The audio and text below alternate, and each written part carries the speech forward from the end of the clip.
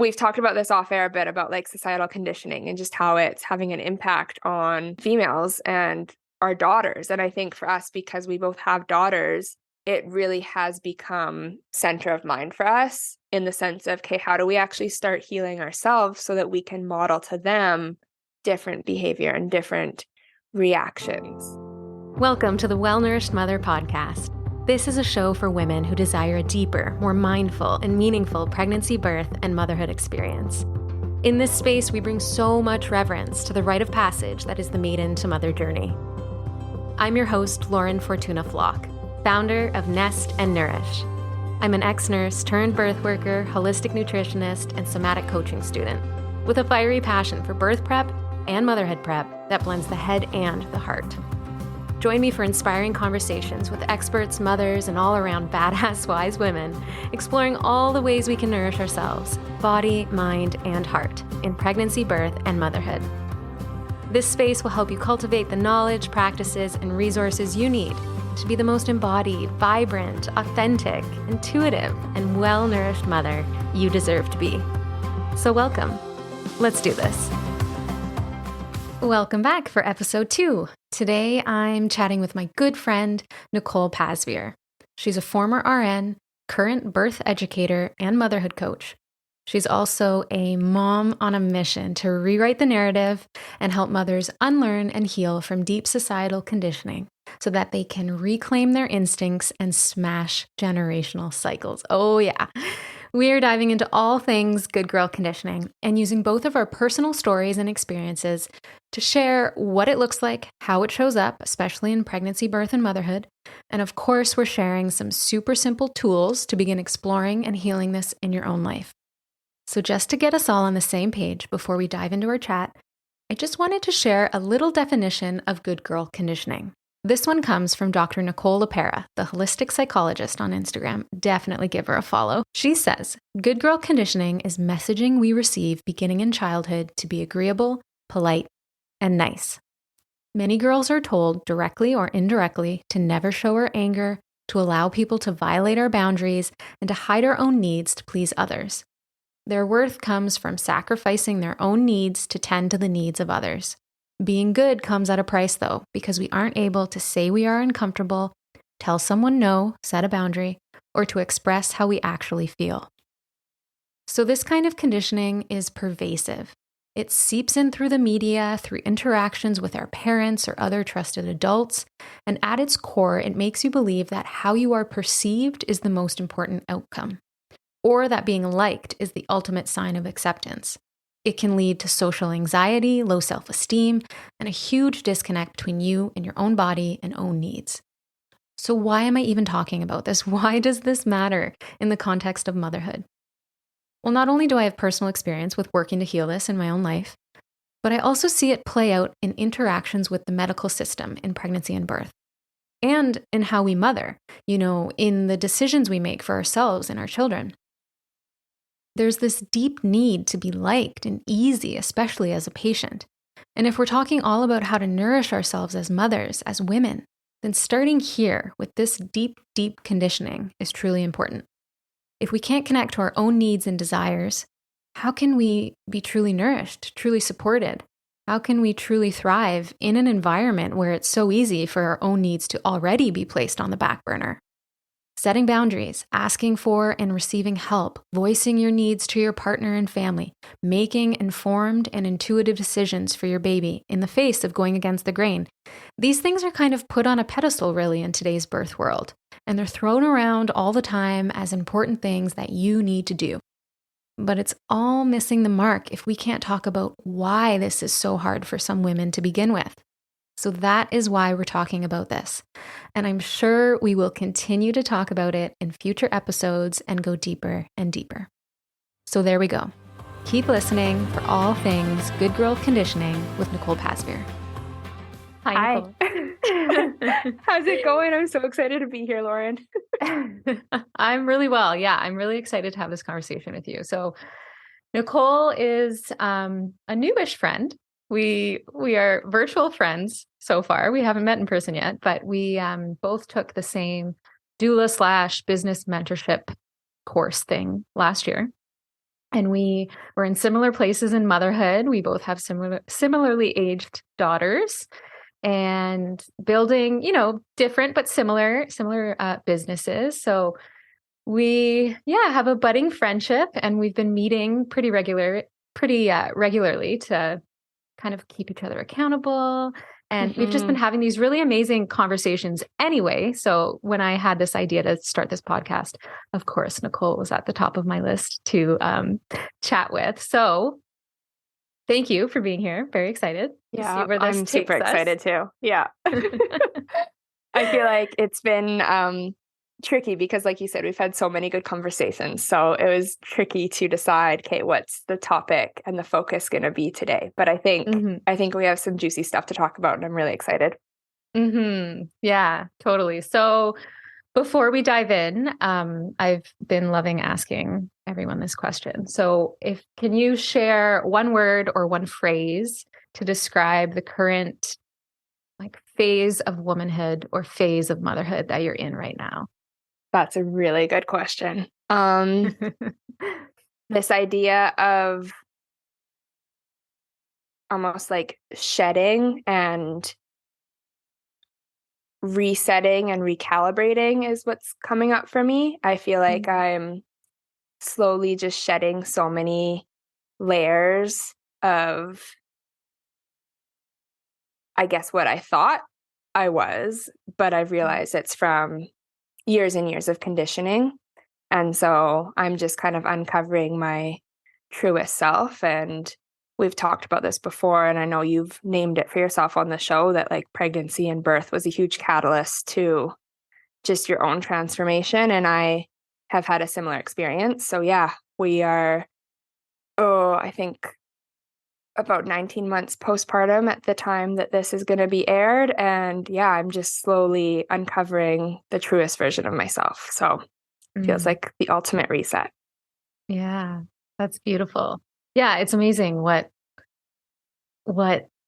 wants to release and yeah, I was going to say be born again, but not in a way, kind of just transform and Well, yeah. and it's, I mean, like many say, like healing's like an onion, right? And there's so many Mm, layers. And just when you thought that you've kind of worked through something, it comes up again from a different perspective and a different lens and from a different just point of view of where you're at in life. And I'm mm, constantly experiencing that. So mm. it's been a journey. It's been exhausting, but also fulfilling and all the things all at once.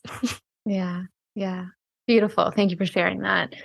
So yeah, can you just share a little bit about yourself? Okay. The ultimate question. Yeah. As I just said, I'm like shedding all these layers and I don't know who I am anymore. Truthfully, like I really don't know who I am anymore. This is what I'm discovering as we speak. This is what I'm working through. This is just a big reason of like why I've gotten into the work I'm doing and creating my own podcast and all those things. It's my version of self-discovery. So I guess on a more superficial level, I am a mom, as you already mentioned. We have similar age daughters. I'm also a former nurse. Again, another thing we have in common. I'm a wife to my junior high school sweetheart. We've technically been together since grade 9. Married for, oh dear, I should know this. I think 4 years. That doesn't matter. Um, but yeah, so like I said, I'm previously a nurse. I was working in mental health up until I was pregnant and went on my maternity leave. And then after giving birth, I just like could not imagine going back to work. Not just the fact of like leaving my daughter at home or letting someone else raise her, but stepping back into the hospital after COVID and the pandemic and all the politics that have followed. I just couldn't imagine. So, Mm. yeah, decided to resign from my nursing job. As you already said, I took the doula business training that you did. So I had intentions of becoming a doula, birth worker, childbirth educator, something under that umbrella. And as the months have morphed and I've kind of dug deeper into what my true calling is, I'm kind of evolving into more of a motherhood coach, and I'm currently taking a seasons of matrescence training. So diving deeper into the process of matrescence and just what becoming a mom is like and how to support women as they do that. So yeah, that's kind of who I am and where I'm at now. Very similar journey to you in the sense that quit Mhm. my career and I'm starting my own business all while trying to raise a toddler. Yeah, yeah, like as if we don't have enough to Yeah, do. yeah, yeah. Yeah, we've decided to try to build businesses and, create completely new roles and identities for ourselves. Yeah. Professionally as well as personally, yeah. When I'm thinking that leads us right into what we're going to talk about and this like Mm. overachieving and perfectionist, good girl conditioning that we've both been victim to, if that's the right word. And so Yeah, we talk a lot about off air, just our overachieving perfectionist tendencies and how they've shown up in motherhood and entrepreneurship. And yeah, yeah. it's a real struggle. It's a constant struggle. Yeah, so then let's get into it. So, yeah, we're talking about good girl conditioning today, what it looks like, how it shows up in our lives, in motherhood, in postpartum, in birth. So can you just, tell us a little bit just to lay the foundation? What is good girl conditioning? What does it look like?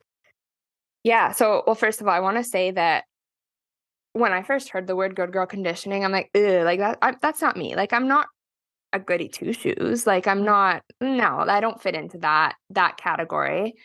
And then, same with the term people pleasing. Like, I never would have identified myself as a people pleaser, even, like a couple years ago. And it wasn't until I was actually doing, some coaching with a nervous system coach and somatic experiencing practitioner, and she kind of helped me understand how people pleasing is a fawn response, and it's our nervous system's basically like protective mechanism to keep us safe. And so this whole idea of being a good girl or being a people pleaser and just kind of putting other people's needs before our own is actually a way to keep ourselves safe and a way to not rock the boat and not um really like avoiding confrontation and just like Mhm. all those things. And that Mhm. goes deep. That goes into our childhood and um yeah. So the way it shows up is kind of complex because it's not just as simple as, oh, well, I can't say no to Mhm. someone or I have poor boundaries. It's not that simple. Um, it could even look like not even like not being, this is something that I've struggled with and still currently do, is not being able to identify your own needs. And with that, not being able to ask for help. So Mhm. it's not so much that you're resisting the help that's offered, it's that you don't even know how to ask for help, let Mhm. alone let someone help you. Or even be able Yeah, or even be able Go to ahead. recognize that you have a need in the beginning, like to Yeah. begin with. Yeah. Like identifying that need. Yeah, yeah, because it's Yeah. constantly like even something silly I think of as, when I was like late teen, early 20 relationships, even something stupid like someone like a boyfriend asking me what I wanted to eat. It was like, well, I don't care. Anything, whatever you You want, you pick. you pick. Yeah. Yeah. Yeah. Even Yeah. something like that. It's Yeah. because my needs don't matter. Yeah. Mine, so it's like, yeah, yeah. It's hard to Yeah. even hear what your own needs are when Yeah. you, yeah. And I think an important thing to understand is like as females, we're kind of biologically predisposed to be like this because we're nurturing by nature, right? It is our job to take care of our family and our children, and those things Hmm. come naturally to most of us. So like it's not that these things are wrong. It's not that it's wrong to put someone else's needs ahead of your own, but I don't really want to be talking about boundaries here, but it is kind of a boundary thing. Like, and Hmm. it really comes down to the core of what you believe about yourself and Hmm. your self-worth. And that's something that I've really been working on, and it's been uncomfortable. It's Hmm. been really uncomfortable. Um, Yeah. So I don't know. Do you want to talk about how it specifically can show up in like pregnancy and birth?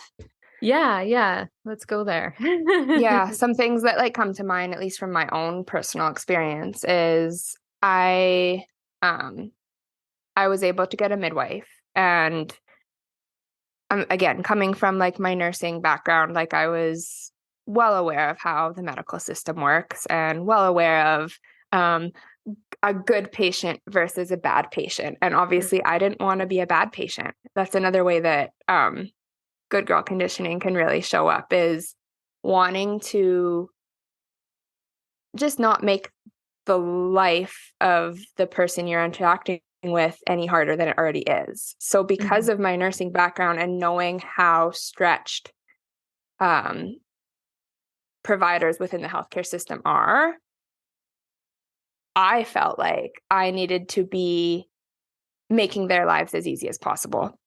Mhm. And so in terms of my own pregnancy, that meant like I didn't really take time out of my appointment to ask tough Mhm. questions. I really didn't ask any questions.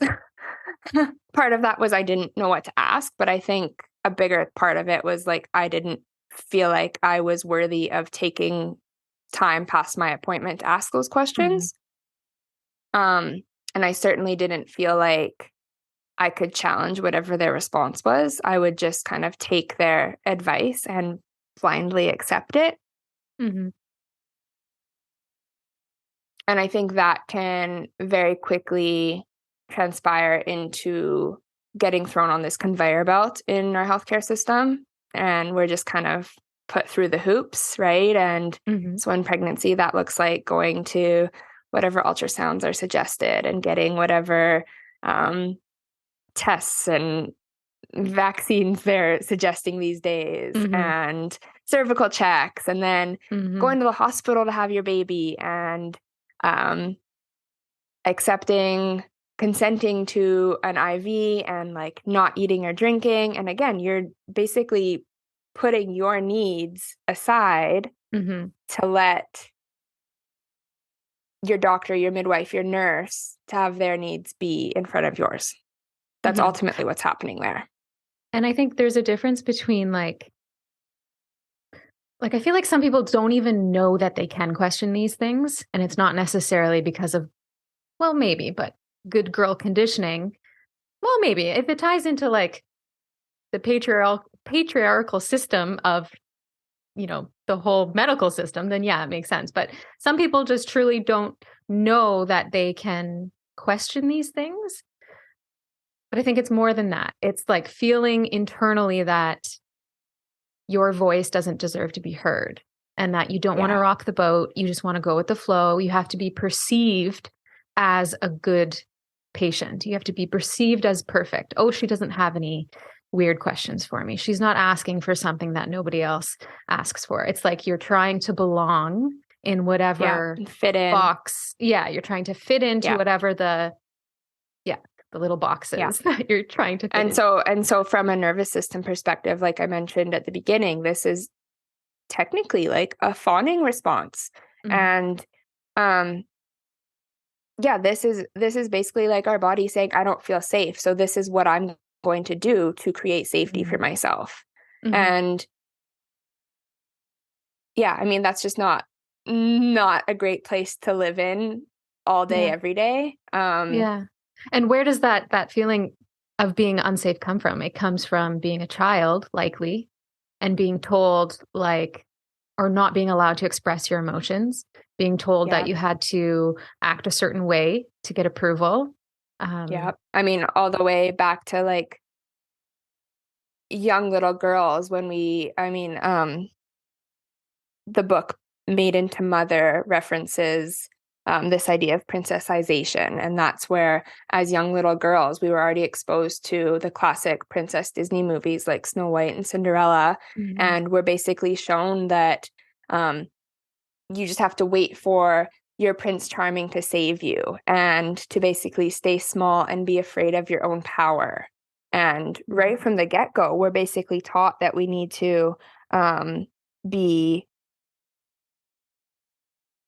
passive. We need to be pretty and perfect, right? We have to wear Mhm. certain clothes, and our clothes Mhm. can't be too revealing or too Mhm. slutty.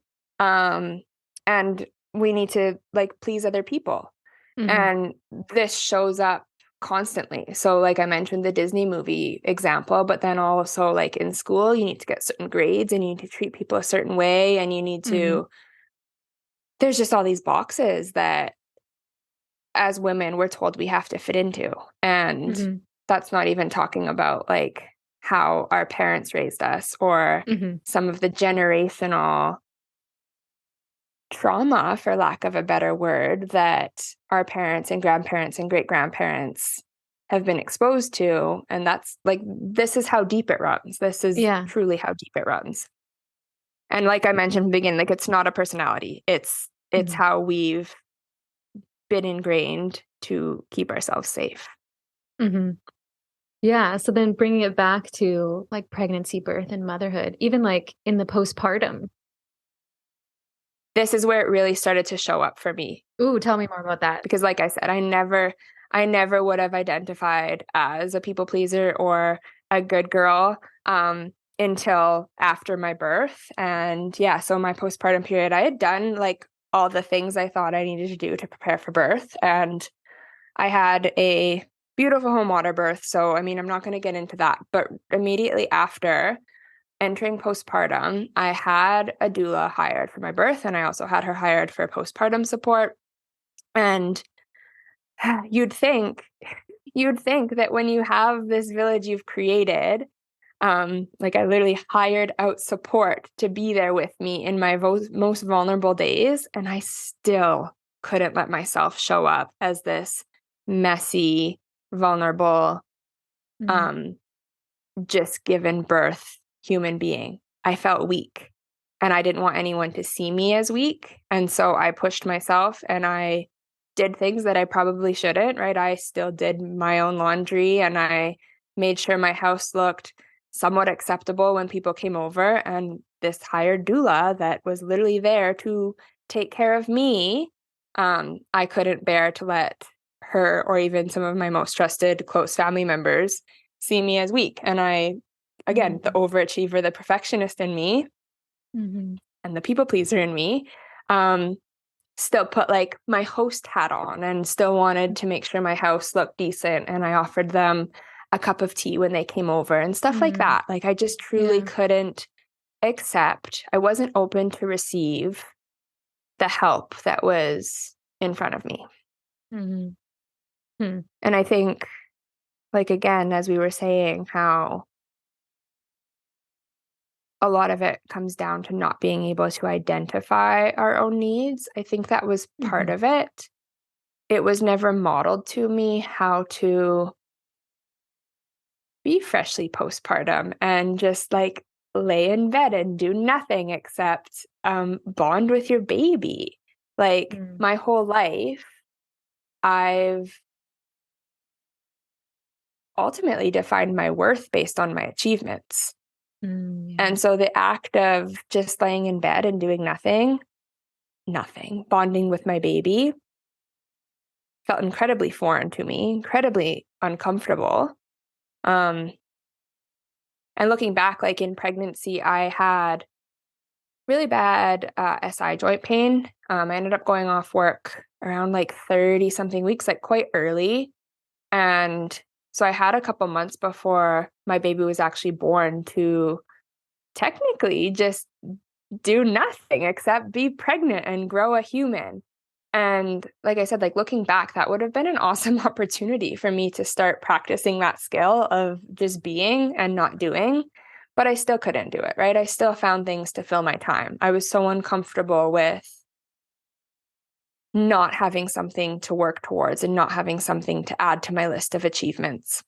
And I Mm-hmm. think that's something that a lot of us struggle with because our society really doesn't give us space to just be, right? There's a lot of focus on doing.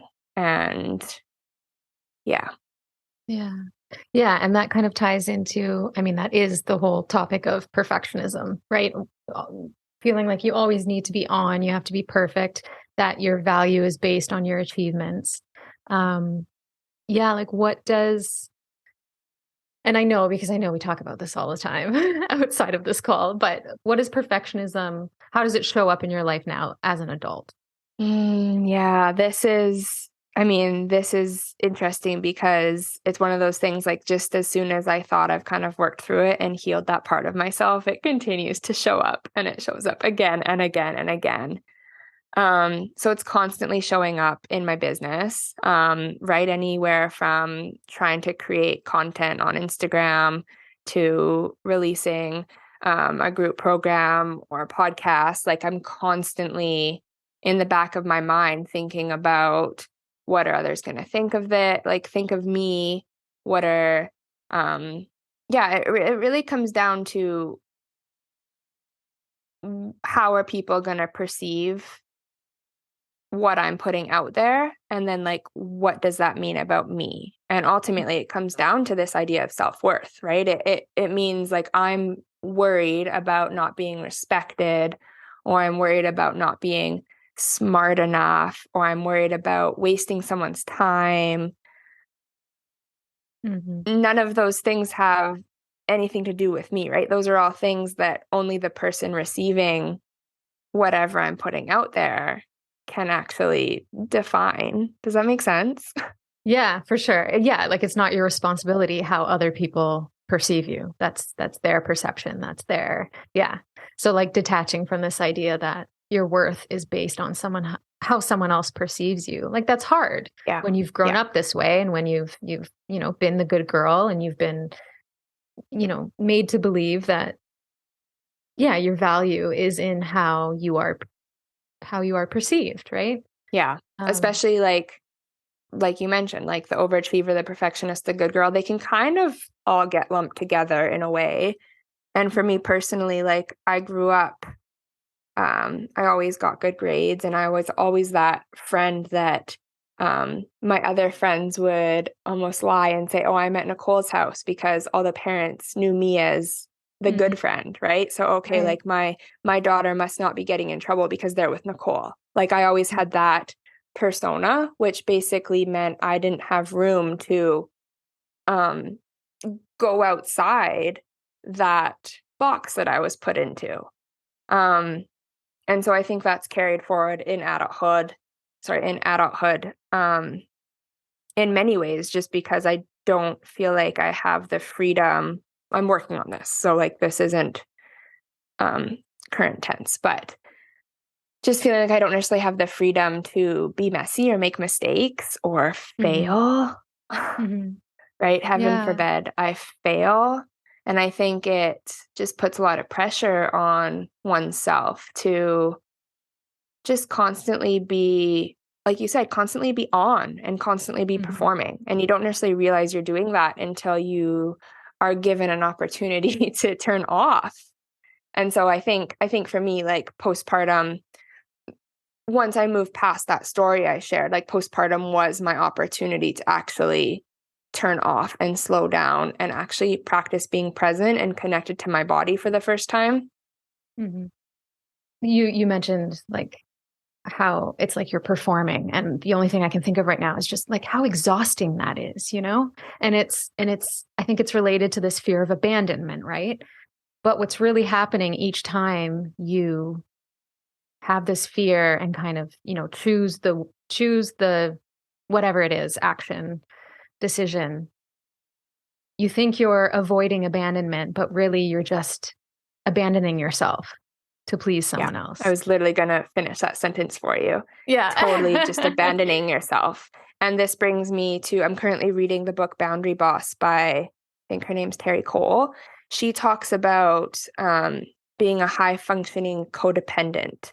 And again, codependency is not something I ever would have identified myself as before, but the way she defines it is basically being like feeling overly responsible for someone else's feelings or actions, and in turn putting that other person's feelings ahead of your own and basically sidelining your own feelings.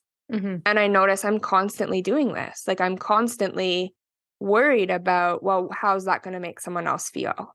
Or how's that going to interrupt their day, right? Even my husband, he usually goes to the gym right after work before he comes home. And unless I have something really important to do, I don't feel like I'm worthy of asking him to move his schedule around for me. I Mm-hmm. feel like I have to have a really good excuse. So whether it's a Mm-hmm. call with someone else or whatever it is, but it can't just be because I want to go take a Mm-hmm. bath, for example, Yeah. Yeah. because I Yeah. don't put my needs. Yeah, like, and these are things that I've been working through, and it took me a long time to start recognizing these things because I think I've just been running on autopilot and kind of living by default for so long that I just Mm-hmm. thought this was how you were a good wife. This is how you were a good partner. This is how you're a good mom. This is how you're a good Mm-hmm. patient, a good student, a good whatever fill in the blank role you're fulfilling. Yeah. And I think postpartum, like for me personally, I think postpartum is when I really realized just how deep this was for me because you're at your limit already. You're at your Yeah, limit. You feel like none of your needs are being met. And if you're somebody who's not paying attention to what your needs even are and you don't feel like you know how to ask, it's like amplified. And then for me, it turns into resentment and it turns into anger. Like I feel like I was in as a young adult, like late teens, early 20s is I think when I experienced this fear of abandonment, like codependency even. I remember writing about codependency in one of my journals at that time. So like that was alive for me then. Yeah, like being so codependent and so worried about someone else's feelings for so long and suppressing my own needs that now as an adult for me, it comes out as anger.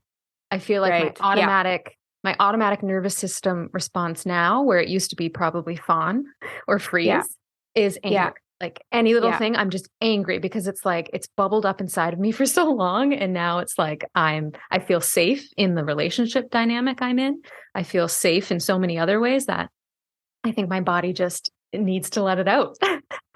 Yeah, like mom rage, that was a I was very just about to say, like, yeah, we hear about like mother rage all the time. And I think you've kind of nailed it, that is like at its core, that's what it's coming from, right? It's not like we just woke up angry one day. yeah, It's yeah. Like it's deeper years than of that. Yeah, it's deeper than that.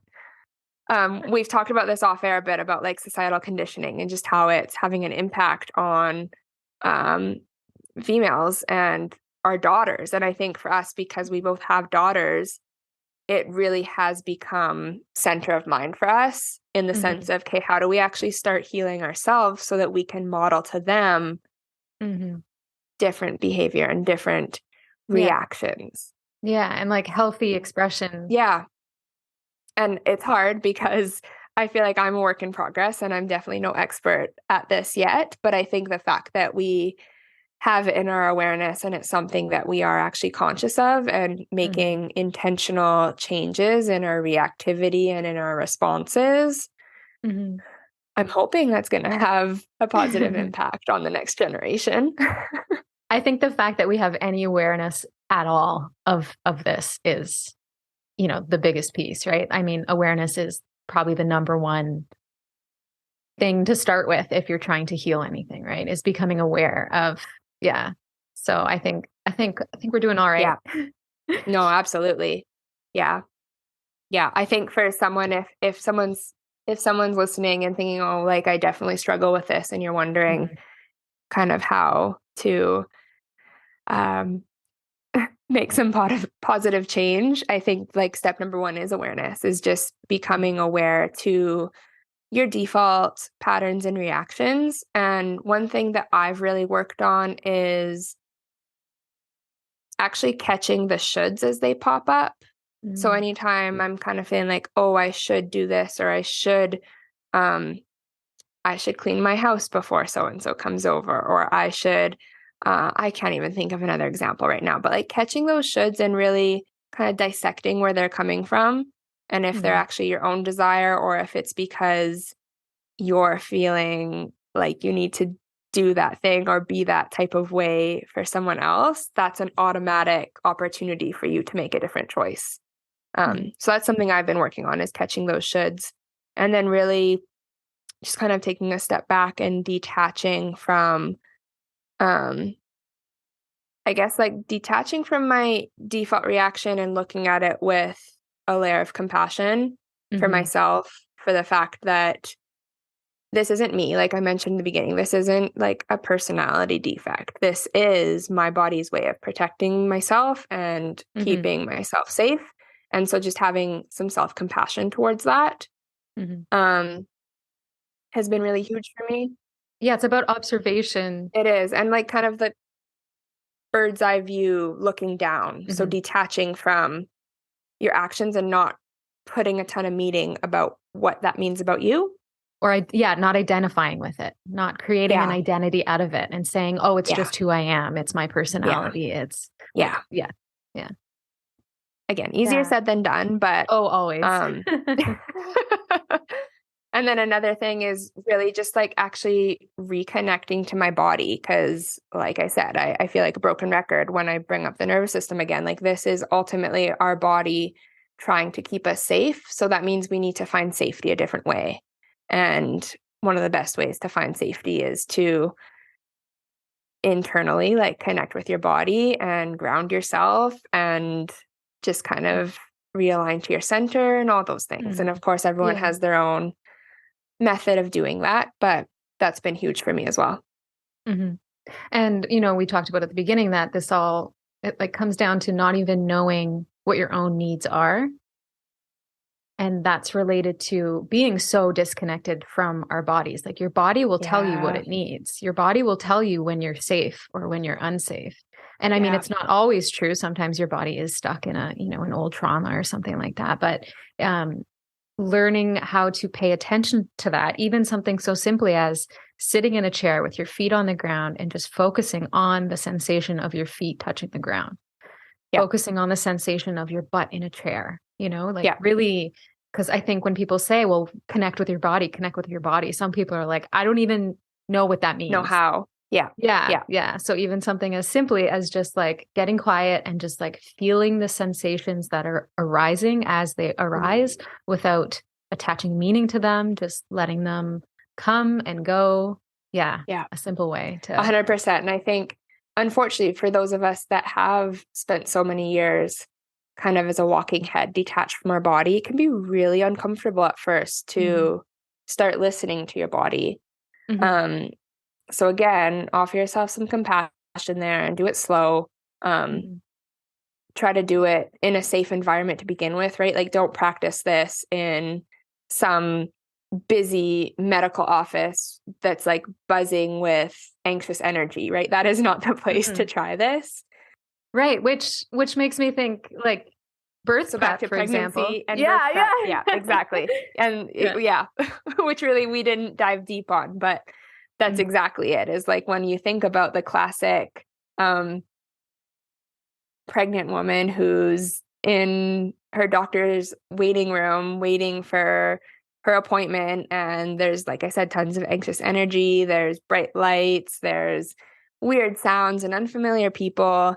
And I mean, I'm just talking about a prenatal visit. I'm not even talking about like your birth space. Mhm. But Yeah. if we flip it over to, okay, you're actually giving birth, and now here you are in a foreign hospital room that you've never been in before with a bunch of nurses and doctors that you've never met, and bright lights and IV bells and questions that you don't know the answer to, and you're Mhm. supposed to be in the middle of labor land.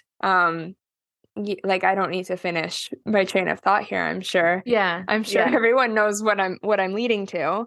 Um, but yeah, like this is, I think, why it's so important to start recognizing some of these things early on, because And practicing. on practicing, like, yeah, Yeah. start flexing that muscle. Yeah, Yeah. exactly. And Yeah. the way to like keep your like obviously the first time you're going to try this or like when you start really tuning into your own needs and like my silly example at the beginning, my old boyfriend asking me what I wanted to eat. Instead of saying I don't know, say like check in with yourself. What do I Yeah. want to eat? I want Yeah. to eat a damn burrito. Yeah. And then Then like go get the practicing burrito. that. Yeah. Yeah, practicing that in that safe. Or even as simple as actually recognizing when you need to use the washroom and going, Yeah. like not Yes. suppressing that need. And as nurses, as Yeah. as as previous nurses, like it was almost ingrained in us that in order to be a good employee, in order to be a good coworker, Yeah. you are willing to forfeit your break and you're willing to hold your bladder and like, Hmm. oh, like Yeah. it's like once you start recognizing it, you can't unsee it. Yeah. That's so true. That's so true. Yeah, so we've talked about like tuning back into your needs. I think the other thing we do need to talk about is like boundaries, right? Because it goes hand in Yeah. hand. It's pretty much the same Yeah. thing.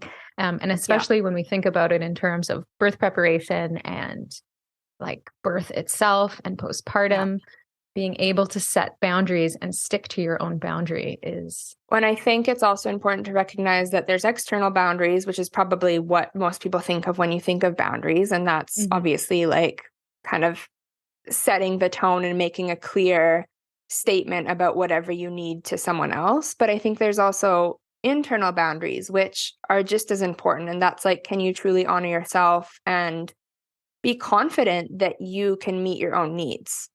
So I Mhm. think that's almost an easier place to start, is Mhm. to start actually honoring your own. We talked about this, right? Honoring your own needs, but building up your confidence in your own self, and that's internal boundaries. Mhm. Yeah. Um, the last thing I was going to say is I think it's also learning, and this is going to kind of shift us into a little bit of a different angle here, but it's learning that you aren't for everyone, and that's okay. So it's like shifting Yeah, us into the whole side of this fear of being seen for who you really are. yeah, I mean, when you've yeah, spent your entire life denying your own authenticity, denying your own needs, abandoning yeah. yourself to please Not speaking others. your truth, not raising your, like, right? In class, you maybe didn't raise your hand, or Yeah. not asking questions at prenatal meetings. Like, that is all examples of you Yeah. basically hiding. Yeah. And it stems back to self-esteem, like we talked about. But yeah, it's learning that you are safe to be seen as you are. Yeah, yeah, And yeah, it's okay. It's okay if people don't like you. It's a sign that you're being yourself. It's a sign that you're yeah, being your true, authentic self. And this makes me think of, again, I relate it back to my early, like silly relationships and the crazy dynamics. Like it makes me laugh to think about now. And it's so sad to think about. Like, because it's so obviously how, like, I just had such a lack of self-esteem and I was so codependent. And I literally would, like, I thought of myself as a chameleon and I thought that was a good thing. Like, I yeah, could get along with yeah, anyone, which is still a good thing. I can get along with anyone, I can meet them at their level, whatever. But this was bigger than that. It was, I can kind of enmesh with somebody, I can turn into them, I can see what they want me to be, and I can be that thing instead yeah, of me being who I am. And I had a lot of relationships where that was the case. And yeah, in my somatic coaching, one of my like courses calls the other day, I had this like realization. We were talking about this idea of enmeshment, of your energy kind of combining with somebody else's and not having, a strict boundary. And we're practicing how to do that, how to keep your energy to yourself. And when you're a really empathetic person or a highly sensitive person, which I mean, I think I am without identifying with it too much, right? or if Um, we want to bring human design to the table, we're both projectors, so we're yes, already yes, yes. predisposed to all of that. All of that energy leaks and yeah. Like it's also a superpower, right? To be able to feel somebody else's energy, but learning how to stay solid in your own, Protect your own. yeah, own energy while experiencing somebody else's and knowing that it's not yours and that you're giving it Yeah, back.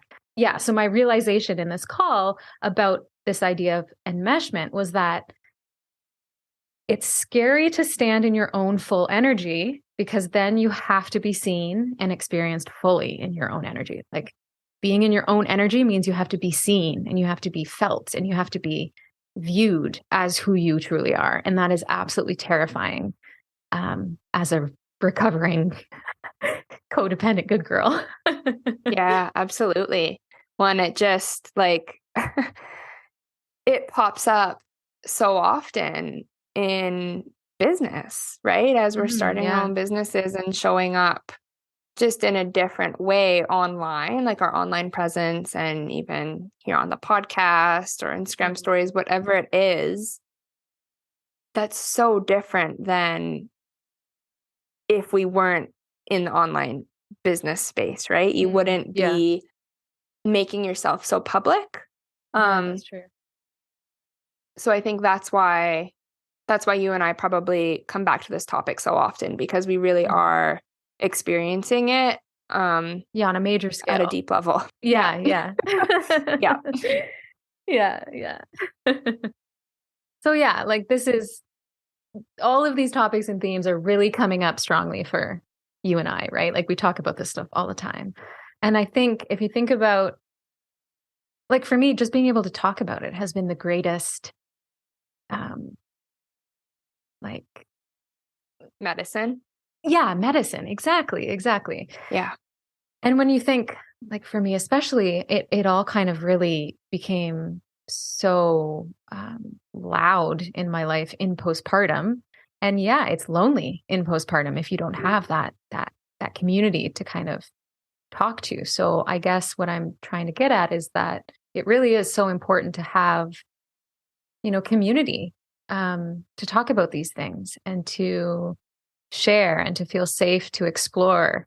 Like like I had a really close friend that I was pregnant alongside of, and thank God, because we were able to really go deep and share all these things as they were coming up, because it felt like she just understood because she was in a similar space. Not that you have to be in a similar space to understand where someone's coming from, but yeah, what I'm trying to say is that it's I think imperative to have these opportunities to share and to discuss without judgment and without shame. And yeah.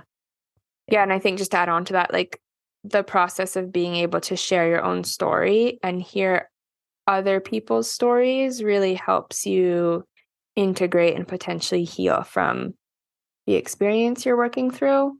Mhm. I know for myself, like hearing other people's stories really helps put words to what I'm feeling, but I maybe didn't have the language to describe. Mhm. And once I have words to that thing, it's just so much easier to actually process it, right? We are meaning makers, right? Our thoughts and our logic are constantly looking for meaning. And so sometimes it can feel really uncomfortable and in the dark when you're feeling all these things, but you can't articulate or understand what's going on. Mhm. Yeah, exactly. Yeah. And I think this goes far beyond just like good girl conditioning. Like this is all aspects of whatever you're working through. I think like the art of storytelling and having a community in a village is so important. Yeah, for sure. Well, Nicole, thank you so much. This has been awesome. And knowing us, It was a pleasure. knowing us, we could go on for forever and go on some really weird tangents, I'm sure. So, I think we did good. I don't think we digressed too often. I'm proud of yeah, ourselves. I'm very proud of us. Yeah. So, where can we find you if we want to connect with you? Yeah, I'm on Instagram way too much. My handle is just Nicole Pasveer, my name.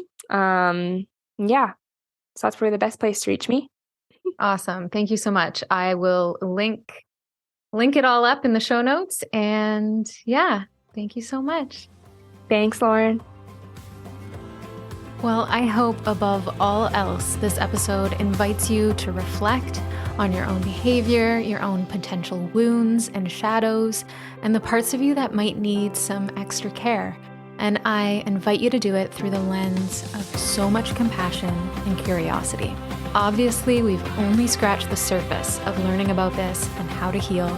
But if any of this resonates with you, or if you have any more questions, please reach out on Instagram at nestandnourish_, and I would be happy to hold space for you or to direct you to some more resources about this. Okay. As always, please rate and review this podcast on Apple, Spotify, or wherever you're listening from, or share this episode with someone who might need it. It all just helps this show grow and blossom, and I am ever so grateful for the support. That's it for today. See you next time.